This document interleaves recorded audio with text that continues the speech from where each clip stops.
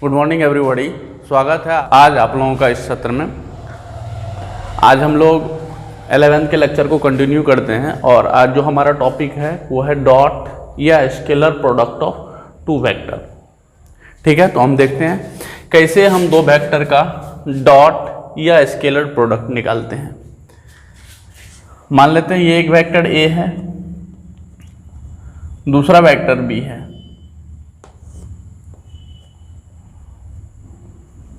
और दोनों वेक्टर के बीच एंगल थीटा बन रही है। एक वेक्टर ए है, दूसरा वेक्टर बी है और दोनों वेक्टरों के बीच एंगल थीटा बन रही है। तो इस दोनों वेक्टर के डॉट प्रोडक्ट को लिखते हैं हम लोग A dot B. A dot B यानी dot product of vector A and B, इसको लिखते हैं ए डॉट बी। ये होता है A B cos theta. A dot B is equal to A B cos theta. Dot product इसलिए बोलते हैं कि वेक्टर ए और वेक्टर बी का जो प्रोडक्ट हम लोग निकालते हैं वो डॉट देकर निकालते हैं और ये डिफाइन होता है ए डॉट बी बराबर ए बी कॉस थीटा। या इसको इस तरह से भी आप सोच सकते हैं A B cos theta. That means जब हम दो वेक्टर हो और उनके बीच का एंगल हमें थीटा मालूम हो तो उन दोनों वेक्टर का डॉट प्रोडक्ट होता है A dot B A B cos theta. यहां ए है, ये ए वेक्टर ए का मैग्नीट्यूड, बी वेक्टर बी का मैग्नीट्यूड और कॉस और थीटा उनके बीच का एंगल है। यानी यदि आप दो वेक्टर का डॉट प्रोडक्ट निकाल रहे ए डॉट बी तो जिन दो वेक्टरों का आप डॉट निकाल रहे उनमें उन दोनों का आप मैग्नीट्यूड लिखें, यानी वेक्टर ए का मैग्नीट्यूड इंटू वेक्टर बी का magnitude cos of angle between them. Angle between them मतलब angle between vector A and vector B. मान लेते हैं यहां पर हम सवाल में वो थीटा दिखाएं तो हो जाएगा कॉस थीटा। और आप देख रहे हैं कि जब हम दो वेक्टर का डॉट प्रोडक्ट करते हैं ए डॉट बी करते हैं तो यहां वेक्टर ए का मैग्नीट्यूड वेक्टर बी का मैग्नीट्यूड कॉस उसके बीच का एंगल, ये जो पूरी क्वांटिटी निकल के आती है दो वेक्टर का डॉट प्रोडक्ट करने के बाद, ये पूरी क्वांटिटी में कोई डायरेक्शन नहीं है, इसमें सिर्फ और सिर्फ मैग्नीट्यूड है। क्योंकि ये वेक्टर ए की मैग्नीट्यूड है, ये वेक्टर बी की मैग्नीट्यूड है और जब आप कॉस थीटा निकालिएगा तो वो एक प्योर नंबर आएगा क्योंकि कॉस थीटा एक रेशियो है तो ये भी प्योर नंबर आएगा और ये दोनों भी स्केलर है क्योंकि हम वेक्टर ए और वेक्टर बी की मैग्नीट्यूड। तो जब हम दो वेक्टर का डॉट प्रोडक्ट निकालते हैं तो जो हमारा प्रोडक्ट आता है वो स्केलर होता है, वो अदिश होता है, उसमें कोई डायरेक्शन नहीं आती। इसलिए डॉट प्रोडक्ट को हम लोग स्केलर प्रोडक्ट भी बोलते हैं क्योंकि डॉट प्रोडक्ट से जो प्रोडक्ट निकल के आती है उसमें कोई डायरेक्शन नहीं होता, इसलिए हम उसको स्केलर प्रोडक्ट बोलते हैं। तो या तो आप डॉट प्रोडक्ट बोले या स्केलर प्रोडक्ट बोले, इससे कोई फर्क नहीं पड़ता। और दूसरा जो सबसे इंपॉर्टेंट बात है कि आप ए डॉट बी निकालें या बी डॉट ए निकालें, फिर हम फॉर्मूला लगाएंगे बी डॉट ए में भी क्या निकालेंगे। अच्छा देखिए, ए और बी के बीच एंगल थीटा बन रही है तो वेक्टर बी और वेक्टर बी ए के बीच भी एंगल थीटा ही है। तो यदि आप बी डॉट ए निकालते हैं तो वेक्टर बी का मैग्नीट्यूड, जिसे सिंपली हम बी से दिखाते हैं, वेक्टर ए का मैग्नीट्यूड कॉस ऑफ, अब वेक्टर बी और वेक्टर ए के बीच का भी एंगल वही है कॉस ऑफ थीटा। यानी आप देख रहे हैं ए डॉट बी करें या बी डॉट ए करें, चूंकि ये स्केलर चीजें निकल के आती है तो हमारा जो डॉट प्रोडक्ट है इन दो वेक्टरों के डॉट प्रोडक्ट में आप किस वेक्टर को पहले रख रहे हैं और किसको बाद में रख रहे हैं इससे कोई फर्क नहीं पड़ता डॉट प्रोडक्ट को। दैट मीन्स डॉट प्रोडक्ट जो होती है वो कॉम्यूटेटिव होती है। कॉम्यूटेटिव को हिंदी में क्रम विनिमय बोलते हैं, मतलब क्रम को आप विनिमय मतलब अदला बदली कर दें। पहले आप वेक्टर ए को लिखें या वेक्टर बी को लिखें या पहले आप वेक्टर बी को लिखें और वेक्टर ए को लिखें, इससे डॉट प्रोडक्ट से जो चीजें बाहर निकल के आती है उस पर कोई फर्क नहीं पड़ता। इसका मतलब डॉट प्रोडक्ट जो होती है वो कॉम्यूटेटिव लॉ को फॉलो करती है। That means dot product follows commutative law.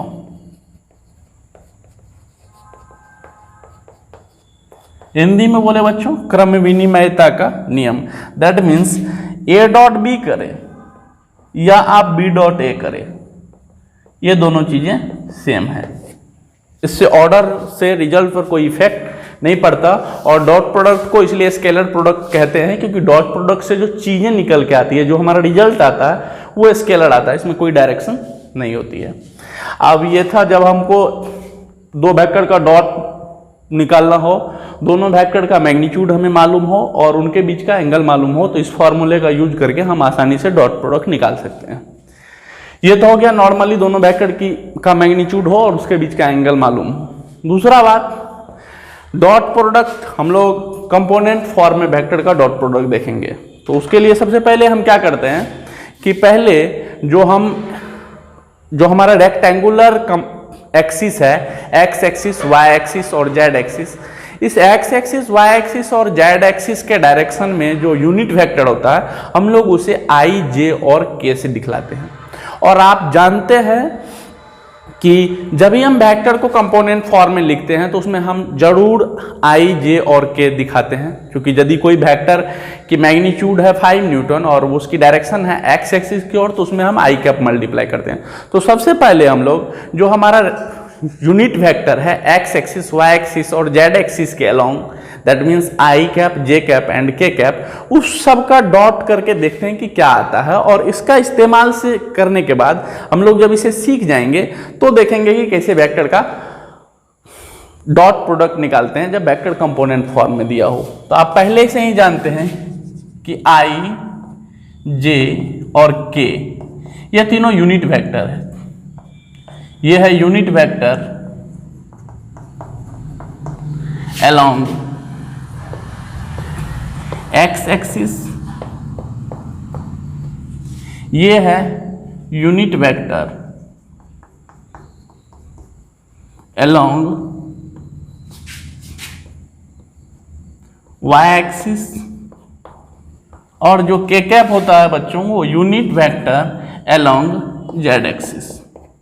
तो पहले हम ये इन तीनों का जो हम डॉट प्रोडक्ट पढ़ेंगे कंपोनेंट फॉर्म में वेक्टर का, उससे पहले हम देखते हैं कि आई डॉट आई, जे डॉट जे और के डॉट के क्या आएगी, या फिर I dot J, J dot के और आई डॉट के क्या आएगी, जिससे कि हमें डॉट प्रोडक्ट कंपोनेंट फॉर्म में देखने में आसान हो।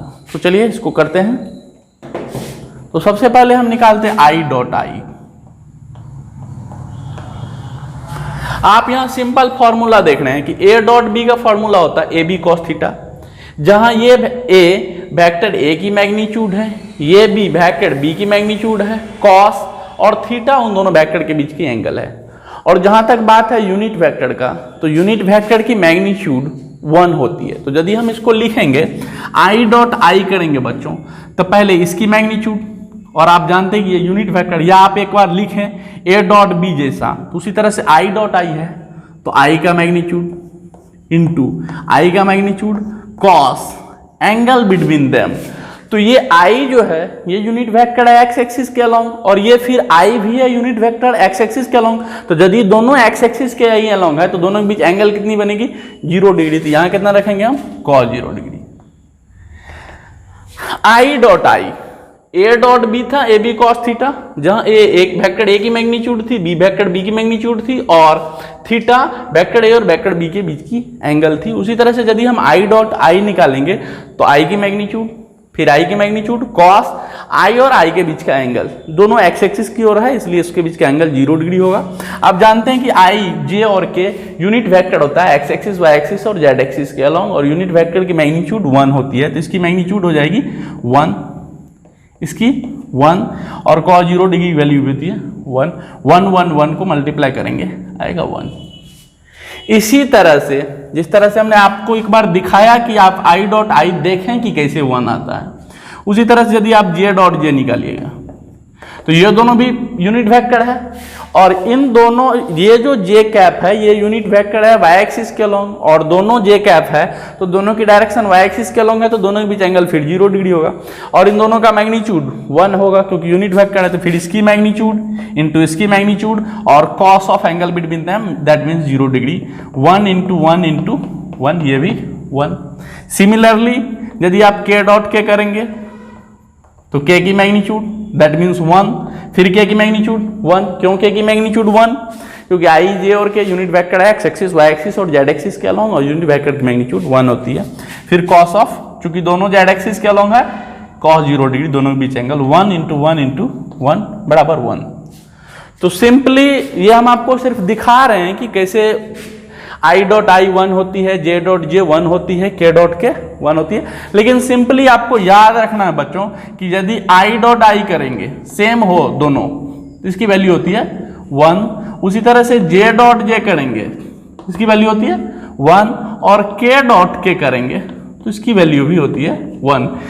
सिंपल सा याद करने का तरीका है, यदि आप देखें तो एक्स एक्सिस वाई एक्सिस और जेड एक्सिस के अलोंग जो यूनिट वेक्टर है, यदि वो यूनिट वेक्टर आई जे और के खुद से ही डॉट हो, खुद से ही उसका स्केलर प्रोडक्ट हो, तो उसकी वैल्यू 1 आती है। वो आप देखें किस तरह से आती है। अब क्या करते हैं हम, ये तो था आई को आई से डॉट करें, जे को जे से डॉट करें, के को के से डॉट करें। ऐसा भी तो हो सकता है आई को जे से डॉट करें, जे को के से डॉट करें और आई को डॉट करें के से। तो इसको देखते हैं और बाद में जो रिजल्ट आता है सिंपली आप उसको ध्यान में रखें। तो जैसे यदि हम निकाले आई डॉट जे,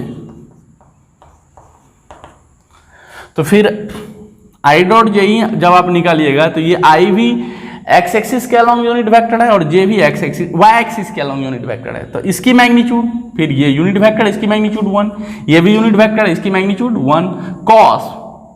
लेकिन इस बार एंगल अलग होगा, क्योंकि आई जो है वो यूनिट वेक्टर है एक्स एक्सिस के अलोंग, और जे जो है वो है यूनिट वेक्टर वाई एक्सिस के अलोंग। और आप जानते हैं कि जो हमारा रेक्टेंगुलर एक्सिस होता है, एक्स एक्सिस वाई एक्सिस और जेड एक्सिस एक दूसरे के म्यूचुअली परपेंडिकुलर होता है। तो एक्स एक्सिस के डायरेक्शन और वाई एक्सिस के डायरेक्शन में चूंकि ये दोनों वेक्टर है तो इसके बीच एंगल 90 डिग्री बनेगी। तो हम यहाँ पुट करते हैं कॉस 90 डिग्री, 1 इंटू 1, और आप कॉस 90 की वैल्यू ट्रिग्नोमेट्री से पढ़े होंगे 0, तो ये हो जाएगा 0।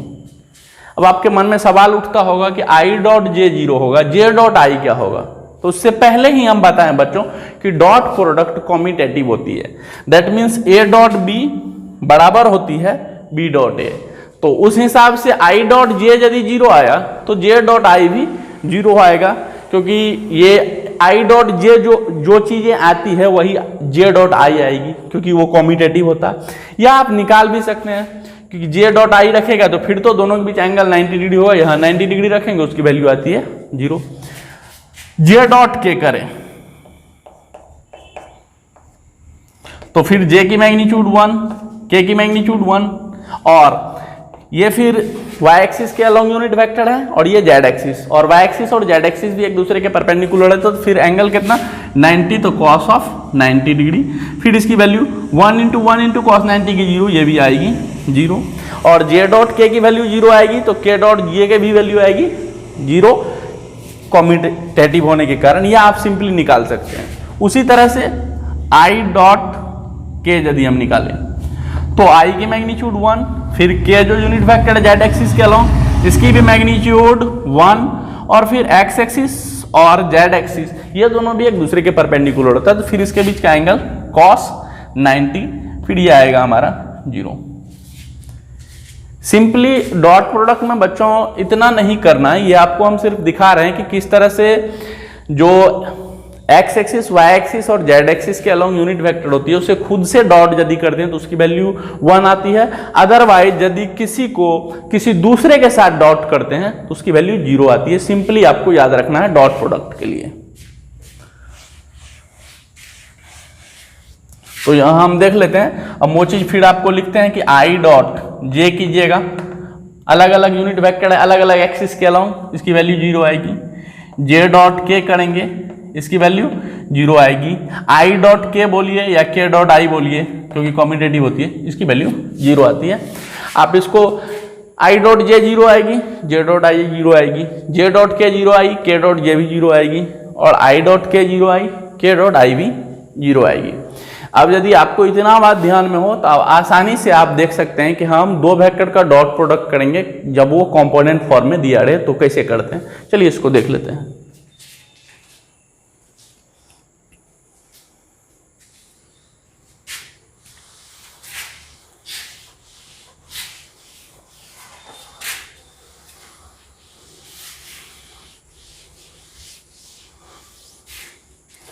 चलिए देखते हैं। मान लेते हैं हमारे पास एक वेक्टर ए है, ये कंपोनेंट फॉर्म में दिया है AXI AYJ AZK, और दूसरा वेक्टर बी है जो दिया हुआ है BXI plus BYJ plus BZK। इस फॉर्म में अब हमको इन दोनों वेक्टर का डॉट करना है, तो सिंपली हम यहां लिखते हैं A डॉट B। ए की वैल्यू जितनी है वो हम लिख लेते हैं AXI plus AYJ plus AZK। A dot B, तो A डॉट B, B कितना है बच्चों? BXI plus BYJ plus BZK dot. अब हम क्या करते हैं, डॉट करने के लिए इस वेक्टर को इन तीनों वेक्टर से डॉट करेंगे, जिस तरह से आप मल्टीप्लिकेशन में करते हैं। फिर इससे इस तीनों को डॉट करेंगे और फिर इससे इन तीनों को डॉट करेंगे, जो हमारा रिजल्ट आएगा वही रिजल्ट होगा। पहले इसको हम करके देखते हैं, बाद में डॉट दो वेक्टर का डॉट प्रोडक्ट करना बहुत ही आसान होता है, उसको हम लोग ट्रिक से देखेंगे। ट्रिक कहिए या सिंपली यही चीज निकल के आता है लास्ट में, उसको लोगों को ध्यान में रखना होता है। अब इसको हमको तीनों से करना है, तो ये वेक्टर AXI और BXI का हमें डॉट करना है। तो ये दोनों वेक्टर जो है दोनों x एक्सिस के अलोंग है। इसकी मैग्नीट्यूड कितनी है AX, इसकी मैग्नीट्यूड कितनी है BX, और यदि दोनों x एक्सिस के अलोंग है, क्योंकि इसमें भी i कैप है इसमें भी i कैप, तो दोनों के बीच एंगल बनती होगी 0 डिग्री। तो हम इस वेक्टर का मैग्नीट्यूड कितना AX, इस वेक्टर का मैग्नीट्यूड कितना BX, और चूंकि i कैप है तो इसकी डायरेक्शन है x एक्सिस के अलोंग और इसकी भी डायरेक्शन है x एक्सिस के अलोंग। तो इस वेक्टर का मैग्नीट्यूड, चूंकि i जो कैप लगा हुआ है उसकी मैग्नीट्यूड तो 1 होती है, तो यदि हमको दो वेक्टर का डॉट प्रोडक्ट करना होता है तो हम a डॉट b में क्या लिखे थे AB cos थीटा, जहां a था वेक्टर a का मैग्नीट्यूड, b था वेक्टर b का मैग्नीट्यूड और cos थीटा था a और b के बीच का एंगल। तो इस वेक्टर को इस वेक्टर से जैसे ही हम डॉट करेंगे बच्चों, तो ये वेक्टर इसकी मैग्नीट्यूड है AX, तो AX A dot B AB cos theta, इसकी मैग्नीट्यूड है BX, और cos दोनों x एक्सिस के अलोंग है, क्योंकि इसमें भी i कैप है इसमें भी i कैप है, तो दोनों के बीच एंगल 0 डिग्री, तो यहां लिखते हैं हम cos 0 डिग्री। उसकी वैल्यू आती 1, तो सिंपली लिखते हैं हम AX BX। अब जैसे ही आप इसको इससे डॉट करते हैं, तो ये है इसकी मैग्नीट्यूड है AX और इसकी मैग्नीट्यूड है BY, तो हम लिखते हैं इसकी मैग्नीट्यूड AX, इसकी मैग्नीट्यूड BY, और इस वेक्टर की डायरेक्शन है x एक्सिस के अलोंग और इसकी है y एक्सिस के अलोंग, तो दोनों के बीच एंगल बनेगी 90 डिग्री। तो यहां हम लिखते हैं cos 90 और cos 90 की वैल्यू आती 0, इसका मतलब ये टर्म गायब। अब इससे उसी तरह से इसको डॉट करते हैं, तो इसकी मैग्नीट्यूड AX, इसकी मैग्नीट्यूड BZ, और फिर ये वेक्टर x एक्सिस के अलोंग और ये वेक्टर है z एक्सिस के अलोंग, और इसका मतलब अब इन दोनों वेक्टर के बीच एंगल भी फिर 90 डिग्री, तो यहां होता cos 90 और cos 90 की वैल्यू 0 आएगी, इसका मतलब ये टर्म भी है। तो हमने इसको इस तीनों से डॉट किया, तो जो x एक्सिस के अलोंग वेक्टर था उसका तो डॉट आया, बाद बाकी जो x से हमने y एक्सिस के अलोंग जो वेक्टर था और x से z एक्सिस के अलोंग जो वेक्टर था उससे हमने डॉट कराया तो 0 आया। आप सिंपल सा समझ सकते हैं कि यदि किसी वेक्टर की डायरेक्शन x एक्सिस के अलोंग है और दूसरे की भी x एक्सिस के अलोंग है, तो दोनों के बीच एंगल 0 बनेगी, तो वहां cos 0 आएगा जिसकी वैल्यू 1 होती है। लेकिन यदि कोई x के डायरेक्शन में है, दूसरा y के डायरेक्शन में, या दूसरा y के डायरेक्शन में कोई z के डायरेक्शन में, तो इस सब के बीच एंगल 90 बनेगी और cos 90, क्योंकि डॉट में cos आता है और cos 90 की वैल्यू 0 आती है, तो वो टर्म 0 हो जाएगा। तो हम बहुत तेजी से इस काम को अब करते हैं, इसको फिर इससे करते, तो इसकी डायरेक्शन y के अलोंग, इसकी x के अलोंग, फिर एंगल 90 डिग्री, ये टर्म 0 हो जाएगा। लेकिन इसमें j है इसमें d है, तो अब इस वेक्टर की मैग्नीट्यूड कितनी AY, इसकी मैग्नीट्यूड कितनी BY, और ये j कैप है इसमें भी j कैप मल्टीप्लाई है, दोनों y एक्सिस के अलोंग है, तो दोनों के बीच एंगल कितना 0, तो cos 0 की वैल्यू कितनी 1, तो ये चीज आता। फिर ये है y एक्सिस के अलोंग, फिर इसको करते, ये है जेड एक्सिस, फिर 90 आएगा, 0 हो जाएगा। अब इसको फिर तीनों से डॉट करते, ये है जेड एक्सिस के अलोंग, ये एक्स एक्सिस के अलोंग, फिर डॉट 0, ये जेड एक्सिस के अलोंग, ये वाई एक्सिस, फिर एंगल आता 90 डिग्री। अब ये और इसको डॉट करते हैं, तो इस दोनों वेक्टर का डॉट करना है हमें। इसकी मैग्नीट्यूड कितनी, ए जेड, इसकी मैग्नीट्यूड कितनी, बी जेड, और इसका डायरेक्शन है जेड एक्सिस के अलोंग, और इसका भी है जेड एक्सिस के अलोंग, तो दोनों के बीच एंगल 0 डिग्री बनेगा, तो cos 0 इसकी वैल्यू 1 आएगी। कोई कोई क्या करता है, इसको मैग्नीट्यूड से मल्टीप्लाई करके k डॉट k1, आप वैसा भी कर सकते हैं, या फिर डायरेक्ट एंगल ही लिखें। बात देखिए, क्योंकि इसकी मैग्नीट्यूड ए जेड होगी, इसकी मैग्नीट्यूड बी जेड। हम तो ऐसा सोचते हैं कि हमारा एक वेक्टर है, मान लेते हैं ए जेड के, और दूसरा वेक्टर है बी जेड के, इसको कुछ बोल देते हैं, मान लेते हैं इसको बोल देते हैं P, इसको बोल देते हैं Q। अब यदि आप P डॉट Q कर रहे हैं, तो इस वेक्टर P की मैग्नीट्यूड कितनी है, ए जेड, या पहले फॉर्मूला लिख लेते हैं, तो होता PQ cos थीटा। अब इस वेक्टर P की मैग्नीट्यूड कितनी है, ए जेड, क्योंकि K की मैग्नीट्यूड तो 1 होती है। इस Q की मैग्नीट्यूड कितनी है, बी जेड, और ये P जो है ये भी जेड एक्सिस के अलोंग है, और Q भी जेड एक्सिस के अलोंग है, क्योंकि P में भी यहाँ K कैप है, Q में भी K कैप है, तो दोनों के बीच एंगल कितनी होगी, 0 डिग्री। तो यहाँ लिखिए आप cos 0 डिग्री, तो क्या आ जाएगा, A Z B Z, cos 0 की वैल्यू 1, फिर आया हमारा A Z B Z. That means यहाँ जो K कैप होता है या I कैप होता है, डॉट करने के बाद वो नहीं आता है। या आप सिंपली सोच सकते हैं कि ए जेड बी जेड और के डॉट के, जैसा कि इससे पहले हम आपको करके दिखाए, वो 1 होती है, तो 1 हो गया। अब आपको इतना बड़ा नहीं करना है, आपको अब सीधा ध्यान रखना है बच्चों की, यदि दो वेक्टर कंपोनेंट फॉर्म में हो, तो आप देख रहे हैं कि जो हमारा डॉट करके रिजल्ट आता है उसमें एक्स कंपोनेंट से मल्टीप्लाई है, वाई कंपोनेंट से मल्टीप्लाई है, और जेड कंपोनेंट से मल्टीप्लाई है। बस सीधा एक्स वाले को एक्स से, वाई वाले को वाई वाले से, और जेड वाले को जेड वाले से मल्टीप्लाई करें साइन के साथ, तो हमारा रिजल्ट आ जाता है। अब साइन के साथ क्यों लेते हैं, इस पर भी हम बाद में चर्चा करेंगे, क्योंकि हम उस माइनस को यहां आके सोचते हैं, तो इस पर बहुत डिटेल से आपको बताएंगे। लेकिन अभी सिर्फ याद रखना है सिंपली इस चीज को, कि यदि हमको एक वेक्टर ए दिया हुआ है और दूसरा वेक्टर बी दिया हुआ है, और इसका डॉट करना है, ए डॉट बी, तो आप ऐसा करें, एक्स वाले को एक्स वाले से मल्टीप्लाई कर ले, तो हो जाएगा ए एक्स बी एक्स, वाई वाले को वाई से, ए वाई बी वाई, और जेड वाले को जेड वाले से। यही आ जाता है हमारा आंसर। अब कभी कभी डॉट प्रोडक्ट में क्या करता है एग्जामिनर, बच्चों को ये याद हो जाता है कि ऊपर वाले को नीचे वाले से डॉट करना है। जी नहीं, क्योंकि ऊपर में आई कैफ है तो यहाँ भी आई कैफ है, तो आप ऐसा कर लेते, क्योंकि हम आपको बताए हैं मेन चीज आपको जो याद रखना है, एक्स वाले को एक्स से, मतलब एक्स कंपोनेंट को एक्स कंपोनेंट से, वाई को वाई से, और जेड को जेड से। तो यदि यहाँ हम ए डॉट बी करते,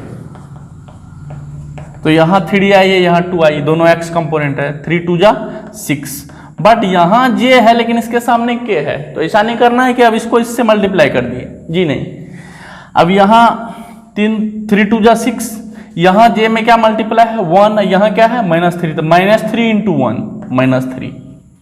जे को ये चीज याद रखना, आपको ऊपर नीचे बहुत ज्यादा लोगों को चूंकि ऊपर नीचे लिखा हुआ है और हम डॉट किए तो इस तरह से कर दिए, लोग को लगता है कि ऊपर नीचे। जी नहीं, एक्स वाले को एक्स से, वाई वाले को वाई से, और जेड वाले को जेड से। सिंपल ये ट्रिक है। 3 2 जा 6, यहाँ वाई है और यहाँ वाई है, तो -3, यहाँ 1 है, -3 × 1 -3, यहाँ के है, यहाँ के है, और दोनों में 1 मल्टीप्लाई है, तो 1 × 1 1, ये हमारा आ जाएगा 7 - 3, दैट मीन्स 4। ठीक है, ये सिंपल सा चीज है। लेकिन हम देखिए यहाँ -3 था और यहाँ 1 था, तो प्रॉपर साइन के साथ हमने मल्टीप्लाई किया। तो आपको याद रखना है सिंपली बच्चों कि यदि आपको दो वेक्टर कंपोनेंट फॉर्म में दिया हुआ हो और उसको आपको डॉट प्रोडक्ट निकालना है, तो आप एक्स वाले को एक्स वाले से मल्टीप्लाई करें, वाई को वाई से, और जेड को जेड से। कभी कभी ऐसा भी होता है कि आपको कोई टर्म ही नहीं दिया हुआ है, आप तो उसके दिमाग में होता है सर आप तो बताए कि वाई से वाई को करना है, लेकिन वाई तो गायब है, तो आप इस तरह सोच सकते हैं जो है ही नहीं उसको नहीं मल्टीप्लाई करना है। या जैसे हमारे पास मान लेते एक सवाल है, वेक्टर ए है i प्लस 3j प्लस के और b है i प्लस 2k। अब हमें a डॉट b निकालना है, तो आप i वाले को i वाले से डॉट करते हैं, तो यहाँ 1 है, 1 है, 1 इंटू 1 1, बट यहाँ j है, यहाँ j नहीं है, तो आप इसको छोड़ दे जो नहीं है। फिर k का यहाँ 1 है, यहाँ 2 है, 2 1 जा 2, हमारा आंसर हो जाता 3। ऐसा इसलिए भी, या आप इसको इस तरह से कर सकते हैं कि हमारे पास एक वेक्टर a है i plus 3j plus k, और दूसरा वेक्टर था हमारा i प्लस 2k, j वाला टर्म ही नहीं था, तो आप इसको ऐसा लिख सकते हैं 0j प्लस 2k।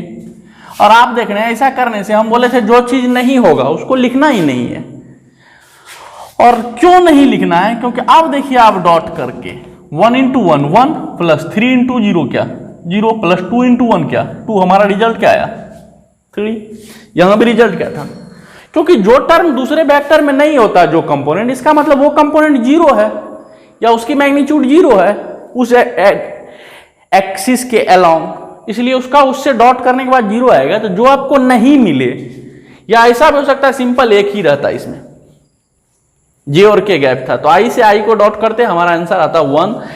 जे और के नहीं है, या जिसको लिखने का मन हो वो 0j और फिर 0k लिखेगा और फिर इसको डॉट करेगा, तो फिर आंसर उसकी 1 आने वाली है।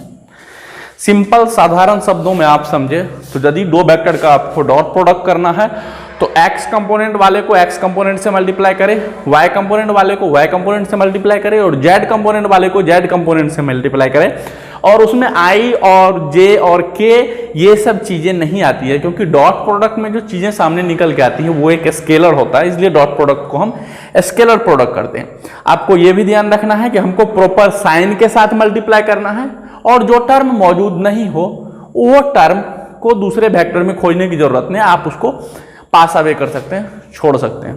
ठीक है, अगले लेक्चर में डॉट प्रोडक्ट पर कुछ और चीजें देखेंगे, कुछ और अच्छे सवाल देखेंगे, कुछ और थ्योरी बचे हुए हैं वो देखेंगे। आशा करता हूं कि आज का लेक्चर आपको अच्छा लगा हो, और अच्छा लगा हो तो यकीनन आप इसे अपने दोस्तों के साथ शेयर करेंगे और अगला वीडियो की नोटिफिकेशन आपको मिले उसके लिए आप हमारे चैनल को सब्सक्राइब करेंगे, जो श्री कृष्णा क्लासेज मधेपुरा के नाम से यूट्यूब पर मौजूद है।